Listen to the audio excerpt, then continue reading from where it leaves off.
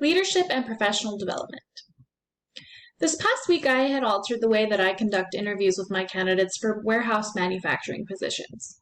The position is an entry level, interviews are brief, straight to the point, have simple questions such as, have you ever worked in an assembly line?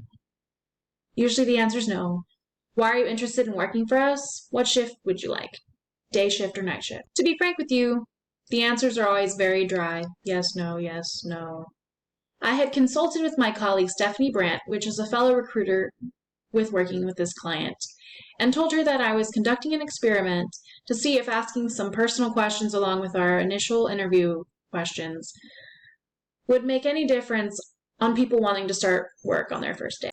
In my experience, 2 out of 5 people show up for the first day of work at this staffing agency. So, we decided to interview 20 people each this past Monday, which is a collective 40 people. We hired 20 of them initially. I had made casual conversation with my candidates, and she kept hers straight to the book.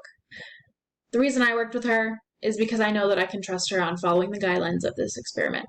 I trailed off more casual questions such as commenting on hair highlights, oh, where did you get your hair done? Or noticing a tattoo that had a paw print, oh, do you have a dog? Throwing a bit of casual conversation seemed to calm people down from their anxiety from interviewing. Out of 10 people that I had interviewed and hired, 5 did start on Tuesday morning. This was half of my candidates. Stephanie only had 3 start, which was right on track with our 2 out of 5. Approaching this scenario, I felt even though making a small connection may not make a big difference, but speaking to people like they were in a herd of cattle did make a difference. One of my candidates for this position did reach out to me and thank me for the opportunity and let me know that I didn't make them feel uncomfortable when they opened up about their recent hardships, but it is difficult to really measure our success since people do have a lot of different variables.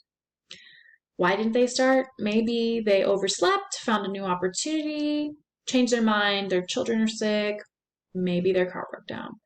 There's so many scenarios. Based on my personal observation, I did notice that candidates who seemed to have paid attention to the entire request of the interview were the people who did show up to work on their first day.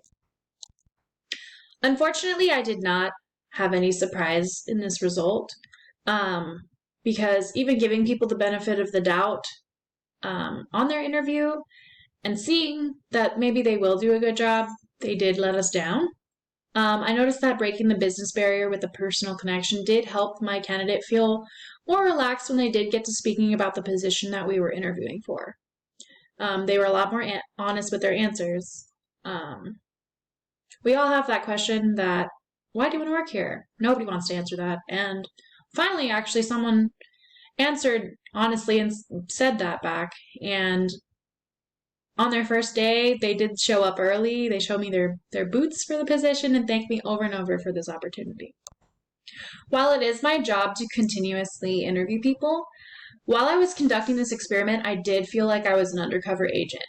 I had high hopes that my first day attendance would have been a lot higher, with my candidates being on a more personal level. My numbers were a little lower than I had hoped. I did learn by conveying presence, being available, showing people that I was engaged in our conversations, I cared about their answers, and I was a lot more genuine during conversation. I know from personal experience that when I don't feel like the person interviewing me cares about my answer, I don't really want to work for them if they don't even care to hear what I have to say. My previous experiment this past week was slightly different because it was personal finances with my husband that we were hoping to increase. So I would like to compare my 2 experiments. I'm a lot more affected by my finances than if somebody shows up to work every day. So while both did have positive impacts this past week by changing the way I think, this experiment does not affect me on a closely personal level, but it was very rewarding at the same time. Thank you.